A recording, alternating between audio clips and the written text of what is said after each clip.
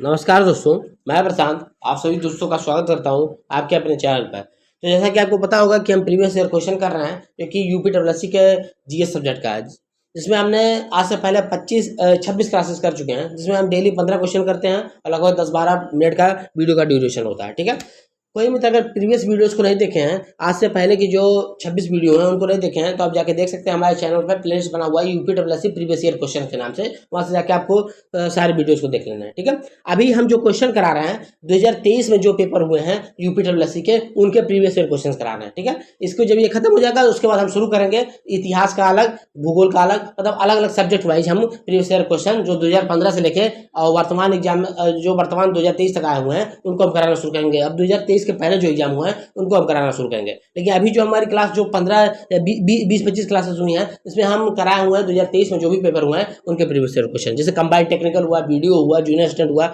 या कोई पेट का एग्जाम हुआ 2023 में जो कि हुए हैं उनको क्वेश्चन हम कराए हैं। ठीक है, तो सभी मित्रों से अनुरोध, वीडियो को शुरू करने से पहले सभी मित्रों से अनुरोध है कि आप ज़्यादा चैनल को सब्सक्राइब करें, ज़्यादा वीडियो को शेयर करें, ज़्यादा लाइक करें। आप हमारे टेलीग्राम चैनल और व्हाट्सएप चैनल को ज्वाइन कीजिए, जिसका लिंक आपको डिस्क्रिप्शन बॉक्स और कमेंट बॉक्स में मिल जाएगा। अगर कोई मित्र बीपीओ की तैयारी कर रहे हैं या जूनियर स्टार 5512 की तैयारी कर रहे हैं, तो बीपीओ के अंदर आपको सारा नोट्स, चाहे कंप्यूटर का हो, चाहे यूपीजीके का हो, चाहे पंचायती राज का हो, सारा सिलेबस आपको प्रोवाइड कर दिया गया है और 15 मॉक टेस्ट भी प्रोवाइड कर दिए गए हैं। तो उसको आप ज्वाइन कर सकते हैं और अच्छे से अपनी तैयारी को बढ़ा सकते हैं। बाकी आप जूनियर स्टार 5512 वाले में आपको कंप्यूटर के यूपीजीके के नोट्स प्रोवाइड किए जाएंगे, कर चुके हैं, और हिंदी के नोट्स धीरे धीरे प्रोवाइड किए जा रहे हैं। ठीक है, तो मॉक टेस्ट भी जब पेपर आने पर वहाँ पे मॉक टेस्ट भी प्रोवाइड किया जाएगा। तो आप बहुत ही नॉमिनल फीस पर हमारे पेड ग्रुप को ज्वाइन कर सकते हैं, जिसमें आपको हैंडरेड नोट्स प्रोवाइड किए जाएंगे और साथ साथ मॉक टेस्ट भी प्रोवाइड किया जाएगा। ठीक है, तो चलिए शुरू करते हैं आज की क्लास को। 390 नंबर क्वेश्चन तक हो चुका है। अब 390 नंबर क्वेश्चन से हमको आगे बढ़ना है आज की क्लास में।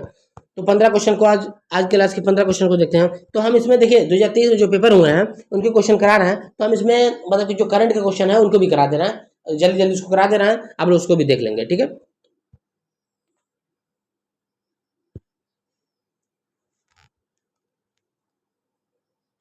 तो 390 नंबर क्वेश्चन तक हो चुका है। 391 नंबर क्वेश्चन से आज क्लास शुरू होगी। 391 नंबर क्वेश्चन, एक सेकंड रुकेंगे। 391, हाँ यहाँ तक हो चुका है। 390 नंबर क्वेश्चन तक हो चुका है। ठीक है, आज की क्लास का पहला क्वेश्चन होगा 391वां नंबर क्वेश्चन कि निम्नलिखित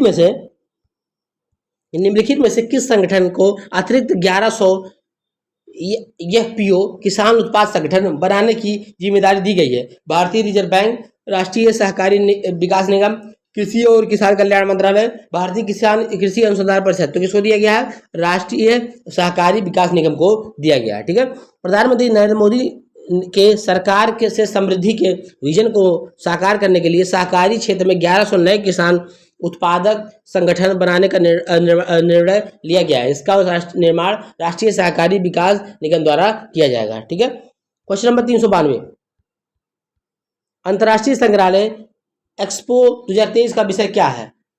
विरासत का जश्न, संग्रहालय स्थिरता और कल्याण, कला और संस्कृति प्रदर्शन, संग्रहालयों के माध्यम से कल्याण। तो क्या है इसका थीम? संग्रहालय स्थिरता और कल्याण। ठीक है, तो ये 2023 के करंट अफेयर है, इसको हम जल्दी जल्दी कर लेते हैं। ठीक है, संग्रहालयों के विषय में जागरूकता बढ़ाने के लिए प्रतिवर्ष 18 मई को अंतर्राष्ट्रीय संग्रहालय दिवस मनाया जाता है। हाल ही में भारत के प्रधानमंत्री 47वें अंतर्राष्ट्रीय संग्रहालय दिवस को मनाने के लिए नई दिल्ली में अंतर्राष्ट्रीय संग्रहालय एक्सपो 2023 का उदाहरण किया। वर्ष 2023 की थीम संग्रहालय स्थिरता और कल्याण है। ठीक है, क्वेश्चन नंबर 393, एक हाल ही में एक द्विपक्षीय कवच अभ्यास जो कि बोल्ड कुरुक्षेत्र नाम से संयुक्त अभ्यास था, जो भारत और निम्नलिखित में से किस देश के बीच जोधपुर में आयोजित किया गया? इजराइल, सिंगापुर, थाईलैंड या अफगानिस्तान? तो बोल्ड कुरुक्षेत्र सिंगापुर और भारत के बीच में आयोजन किया गया। कहाँ पे? 2023 का ये है, तो इसको जल्दी जल्दी देखेंगे। ये बहुत इंपॉर्टेंट नहीं है, लेकिन इसको देख लेंगे एक बार, क्योंकि देखिए प्रीवियस ईयर क्वेश्चन भी दिया हुआ था तो आपको कराना पड़ा। 6 से 13 मार्च 2023 में तक भारतीय सेना और सिंगापुर की सेना के बीच जोधपुर मिलिट्री स्टेशन में द्विपक्षीय अभ्यास बोल्ड कुरुक्षेत्र 13वां संस्करण का आयोजन किया गया। युद्धाभ्यास की श्रृंखला में पहली बार दोनों देशों की सेनाओं ने एक कमांड पोस्ट अभ्यास में भाग लिया। ठीक है, क्वेश्चन नंबर 393 देखते हैं, 139 देखते हैं। Question number 139, 394। 139 देशों की नवीनतम विश्व बैंक लॉजिस्टिक प्रदर्शन सूचकांक में भारत की रैंकिंग क्या है?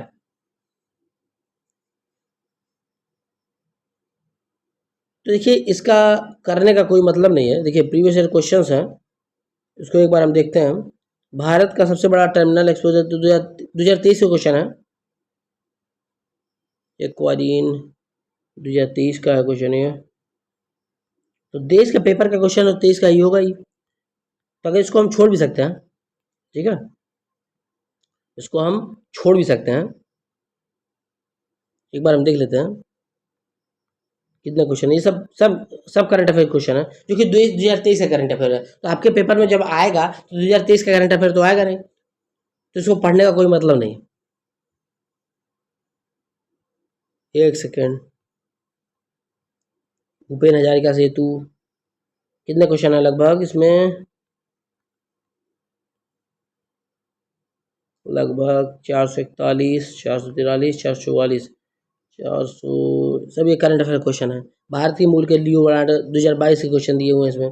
ये सब का कोई मतलब नहीं है करने का, ठीक है। इसको छोड़ते हैं हम, इसको करने का कोई मतलब नहीं है। जो देखिए अब 2023 में जो भी 2023 में जो भी पेपर हुए, चाहे कंबाइंड टेक्निकल हो, बीडीओ हो, जूनियर स्टेट हो, यूपीडब्ल्यूएससी पैट का पेपर हो, या कोई छोटे मोटे एग्जाम हुए जो यूपीडब्ल्यूएससी के, उनके हमने प्रीवियस ईयर क्वेश्चन कर लिए हैं। चाहे इतिहास हो, चाहे भूगोल हो, चाहे अन्य सब्जेक्ट हो।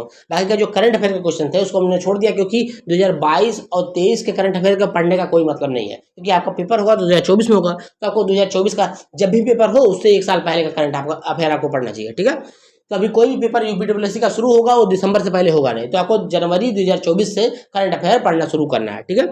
जो कि आप पढ़ सकते हैं। हम क्रॉनिकल भी करा रहे हैं, क्रॉनिकल का वीडियो भी हम ला रहे हैं, तो जल्द ही क्रॉनिकल का वीडियो हमारे चैनल पे अपलोड होगा, उसको भी आप कर सकते हैं। वहां से आप करंट अफेयर को मजबूत कर सकते हैं, ठीक है। तो चलिए हम शुरू करते हैं प्रीवियस ईयर क्वेश्चन को, जो कि अब अभी तक तो हम करा रहे थे क्वेश्चन कि खाली जो 2023 में क्वेश्चन हुआ है, 2023 में जो पेपर हुआ है, अब हम इसमें अब शुरू करने वाले हैं। हम 2023 के अलावा 2022, 2021, 2020, 2019 या 2015 तक जो भी पेपर हुए हैं यूपीडब्ल्यूएससी के, उनके क्वेश्चन तो हम सब्जेक्ट वाइज चलेंगे। पहले प्राचीन इतिहास से शुरू करेंगे, उसके बाद मध्यकालीन, आधुनिक होते हुए भूगोल, आधुनिक विश्व भूगोल, इंडियन भूगोल, ऐसे करते करते सारे सब्जेक्ट को हम कवर करेंगे, ठीक है।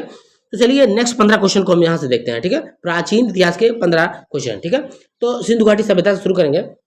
निम्नलिखित में से अब देखते हैं 2022 पैट का क्वेश्चन। देखिए अभी तक हम जो क्वेश्चन कर रहे थे उसमें पैट 2023 आ रहा था, वीडियो आ रहा था, जूनियर स्टेट 1262 आ रहा था, या कंबाइंड टेक्निकल क्वेश्चन आ रहे थे। लेकिन अब 2022 पैट का क्वेश्चन यहाँ पे आ गया।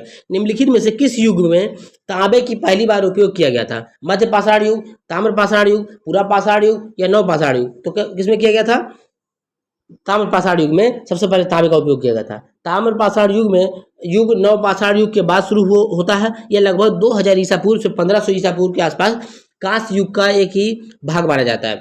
इस भाग में मनुष्य पत्थरों के औजारों के साथ साथ तांबे के औजार के उपयोग करने लगा था। क्वेश्चन नंबर 2 देखते हैं। हड़प्पा के एक बंदरगाह का नाम लिखिए। लोथल, नागपट्टनम, महास्थानगढ़ या सिकंदरिया? तो लोथल हड़प्पा का बंदरगाह है, ठीक है। लोथल हड़प्पा कालीन बंदरगाह स्थल है। वह यह भारत के गुजरात राज्य के भोगवा नदी के तट पर, तो आपको याद रखना भोगवा नदी के तट पर स्थित है। इसकी खोज सन 1955-60 में रंगनाथ राव ने की थी। इसकी खोज रंगनाथ राव ने की थी। लोथल को मिनी हड़प्पा के नाम से भी जाना जाता है, तो लोथल को मिनी हड़प्पा के नाम से भी जाना जाता है। लोथल के पूर्वी भाग में 223 मीटर लंबा और 35 मीटर चौड़ा एवं 38 मीटर गहरा गोदीवाड़ा भी के भी साक्ष्य मिले हैं, ठीक है। क्वेश्चन नंबर 3 देखते हैं। हड़प्पा सभ्यता के दौरान डांसिंग गर्ल की कांस्य प्रतिमा बनाने के लिए डैश तकनीक का इस्तेमाल किया गया था? पत्थर की नक्काशी, हाथी दंत नक्काशी, लकड़ी की नक्काशी, या मोम ढलाई कास्टिंग? तो किस तकनीक का प्रयोग किया गया था? मोम लोपी ढलाई कास्टिंग टेक्निक का प्रयोग किया गया था, ठीक है। हड़प्पा सभ्यता के दौरान डांसिंग गर्ल की कांस्य प्रतिमा बनाने के लिए मोम लोपी ढलाई लास्ट बैक्स कास्टिंग तकनीक का प्रयोग किया गया था। यह प्रसिद्ध मूर्ति मोहनजोदड़ो से प्राप्त हुई है। हड़प्पा सभ्यता विश्व की प्राचीनतम नगरीय सभ्यताओं में से एक है। इसका विस्तार पश्चिमोत्तर भारत में था, ठीक है। क्वेश्चन नंबर नेक्स्ट देखते हैं। चौथा नंबर क्वेश्चन कि 6वीं 5वीं शताब्दी ईसा पूर्व में तुर्की के लोगों ने सिंधु के पूर्व में लोगों द्वारा इस्तेमाल की जाने वाली भाषा को कहा? हिंदी, अल हिंद, हिंदवी, या इसमें से कोई नहीं? तो क्या कहा? हिंदवी कहा, सिंध के इस तरफ बोलने वाले को। पाँचवीं छठी शताब्दी ईसा पूर्व तुर्की लोगों ने सिंधु के पार पूर्व के लोगों को द्वारा इस्तेमाल की जाने वाली भाषा को हिंदवी कहा। छठवीं शताब्दी ईसा पूर्व सिंधु नदी के पूर्व में के स्थिति को संदर्भित करने के लिए फारसी शब्द हिंदू का प्रयोग किया गया है। तुर्कों ने सिंध के पूर्व के लोगों को हिंदू और उनकी भूमि को हिंदुस्तान और उनकी भाषा को हिंदवी कहा। तो तुर्कों ने कहा, ठीक है, फारसी लोगों ने। क्वेश्चन नंबर 5, हड़प्पा संस्कृति की मुहर और टेराकोटा कला पर निम्नलिखित में से किस जानवर को दर्शाया नहीं गया है? बाघ को, गैंडा को, गाय को या हाथी को? तो किसको नहीं दर्शाया गया है? गाय को दर्शाया नहीं गया है, ठीक है, गाय को नहीं दर्शाया गया। हड़प्पा संस्कृति की मुहरों पर टेराकोटा कला में गाय को नहीं दर्शाया गया है। इस काल की मुहरों पर वर्गाकार, त्रिकोणीय तथा आयताकार थी। मुद्रा लेख दाईं से बाईं ओर लिखा गया। इस पर बैल, देखिए अब कौन कौन सी है? बैल है, गैंडा है, हाथी है आदि के चित्र दर्शाए मिला। टेराकोटा पकी हुई मिट्टी से बनाई गई मूर्तियां होती थी। टेराकोटा कला राजस्थान की प्रसिद्ध हस्तकलाओं में से एक है। टेराकोटा कला राजस्थान की प्रसिद्ध हस्तकलाओं में से एक है, ठीक है। क्वेश्चन नंबर 6वां देखते हैं। हड़प्पा काल का इनमें से कौन सा नगर 3 भागों में विभाजित है? लोथल, कालीबंगा, मोहनजोदड़ो या धौलावीरा? तो धौलावीरा नगर 3 भागों में विभाजित है, ठीक है। हड़प्पा कालीन एक पुराना स्थल धौलावीरा गुजरात के कच्छ के रण के मध्य स्थित द्वीप खादिर में स्थित है। तो कहाँ पे स्थित है? कच्छ के रण में स्थित द्वीप खादिर में स्थित है। धौलावीरा 3 भागों में विभाजित है। नगर के महाप्रसाद वाले भाग के उत्तर में एक विस्तृत संपूर्ण एवं व्यापक समतल मैदान के अवशेष मिले हैं। इसके उत्तर में नगर का मध्य भाग, जिसे पूर्व की संज्ञा दी गई है, इसे नगर के पूर्व में नगर का तीसरा महत्वपूर्ण नगर भाग स्थित है। इसे निचला शहर या अवम नगर भी कहा जाता है। यह भारत में स्थित सिंधु घाटी सभ्यता का दूसरा सबसे बड़ा है। देखिए सबसे बड़ा, देखिए यह भारत में स्थित सिंधु घाटी सभ्यता का दूसरा सबसे बड़ा नगर है। धौलावीरा की खोज जेपी जोशी ने 1967 में की थी। धौलावीरा विशाल जलाशय के साक्ष्य प्राप्त हुए हैं। तो विशाल जलाशयों के साक्ष्य प्राप्त हुए हैं। तो इसको याद रखना, धौलावीरा से विशाल जलाशयों के साक्ष्य भी प्राप्त हुए हैं, ठीक है। क्वेश्चन नंबर 7, निम्नलिखित में से कौन सा सिंधु घाटी सभ्यता से संबंधित स्थल नहीं है? कालीबंगा, रोपड़, पाटलिपुत्र या लोथल? तो कौन सा नहीं है? पाटलिपुत्र नहीं है, ठीक है। लोथल से प्राप्त वस्तुएं युगल समाधि, पत्थर। अब देखिए लोथल से क्या क्या प्राप्त हुआ है? युगल समाधि, घोड़े का अवशेष, धान की भूसी तथा वृत्ताकार अग्निवेदिका। रोपड़ से प्राप्त वस्तुओं में तांबे की कुल्हाड़ी, मानव कंकाल के साथ कुत्ते के साक्ष्य प्राप्त हुए हैं। कालीबंगा से जुते हुए खेत, अग्निकुंड आदि के अवशेष प्राप्त हुए हैं। पाटलिपुत्र मौर्य साम्राज्य की राजधानी थी, जहां तृतीय बौद्ध संगति का आयोजन किया गया, जिसके अध्यक्ष मोगलीपुत्र तीसरे थे, जो कि शासक अशोक के संबंधित है। अतः पाटलिपुत्र सिंधु घाटी सभ्यता से संबंधित नहीं है, ठीक है। आगे बढ़ते हैं। मोहनजोदाड़ो शब्द का क्या अर्थ है? पसंदीदा शहर, माउंट ऑफ द डेड, रहने की जगह, या एक बाजार क्षेत्र? तो क्या है? माउंट ऑफ द डेड कहा जाता है, ठीक है। मृतकों का टीला जिसे कहा जाता है मोहनजोदाड़ो को। सिंधु घाटी सभ्यता एक नगरीय सभ्यता थी, इसमें मोहनजोदाड़ो सिंधु घाटी सभ्यता का एक प्रमुख नगर था। यह पाकिस्तान के सिंध प्रांत के लड़काना जिले में सिंधु नदी के दाहिने तट पर स्थित था। मोहनजोदाड़ो शब्द का अभिप्राय मृतकों का टीला या माउंट ऑफ द डेड होता है। सिंधु घाटी सभ्यता में प्राप्त वृत्ताकार स्नानागार मोहनजोदाड़ो नगर से प्राप्त हुआ था, जिसके मध्य स्नान कुंड लगभग 7.01 मीटर चौड़ा, 11.89 मीटर लंबा, 2.4 मीटर लंबा गहरा था। सिंधु घाटी सभ्यता की लिपि भावचित्रात्मक है। यह लिपि दाएं से बाएं तरफ लिखी जाती है, ठीक है। क्वेश्चन नंबर 9, सिंधु घाटी सभ्यता के बारे में इनमें से कौन सा कथन सत्य है? सिंधु के लोग कपास का उत्पादन करने वाले थे। उन्होंने लकड़ी के बक्से में अनाज भंडारित किया, सत्य है।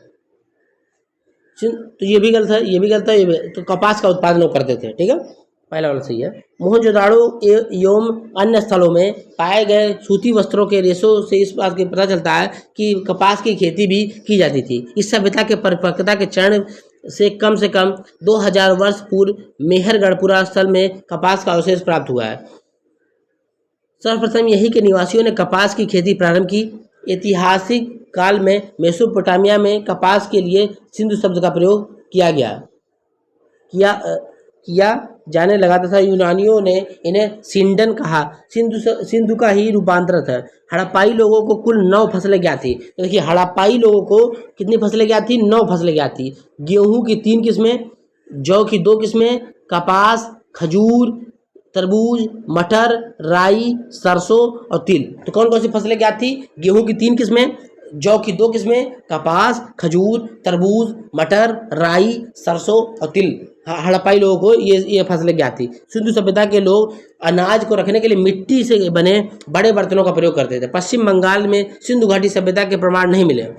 तो पश्चिम बंगाल में सिंधु घाटी सभ्यता के प्रमाण नहीं मिलते हैं। यद्यपि घोड़े का प्रमाण प्राप्त होता है, परंतु घोड़े को बड़े पैमाने पर पालने का प्रमाण प्राप्त नहीं होता है। ठीक है, तो क्वेश्चन नंबर 10 जो कि आज क्लास का लास्ट क्वेश्चन होगा, क्योंकि देखिए 5-6 क्लास क्वेश्चन तो हम उसमें भी कर चुके थे, प्रीवियस जो करंट अफेयर के थे। तो आज क्लास का लास्ट क्वेश्चन इसको हम रखेंगे, उसके बाद हम कल क्वेश्चन शुरू करेंगे और इसमें 15 क्वेश्चन को हम नेक्स्ट वीडियो में करेंगे।